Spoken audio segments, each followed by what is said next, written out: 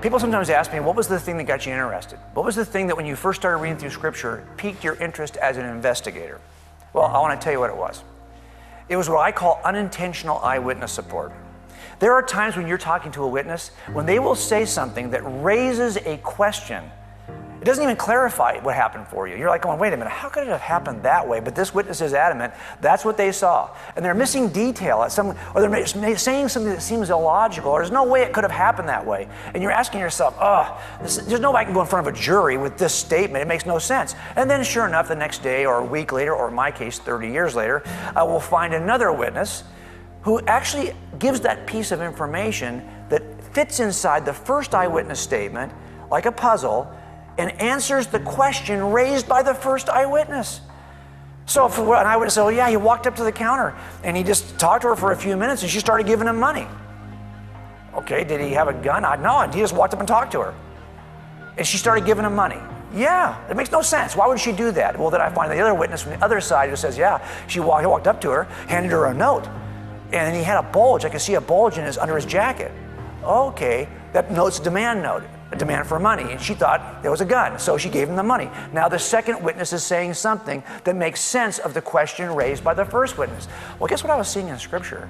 As an atheist who was reading the Scripture for the first time, I started to see things like, there's one gospel, for example, where Jesus is standing in front of Caiaphas, and he's being challenged. He's being smacked. Someone punches him and says, hey, Jesus, you're God? Prophesy, tell us who just hit you. I'm reading that account and I'm thinking, that makes no sense. How hard is it just to say, I saw you just hit me. You hit me, you knucklehead.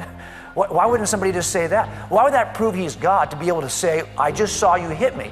Well, it's because that account doesn't provide an important detail that another eyewitness does, who tells us that prior to all of this, Jesus was blindfolded.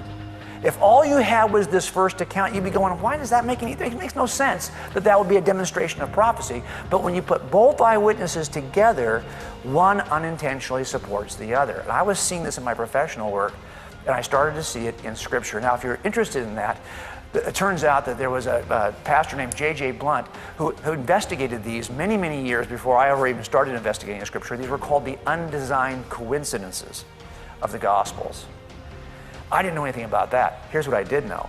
Witnesses do that all the time. All the time. It is an earmark of reliable eyewitness testimony. And when I started to see that in Scripture, it began my journey to see if, in fact, those Gospels were also reliable. And I'll give you a little preview of that. They are. They are reliable.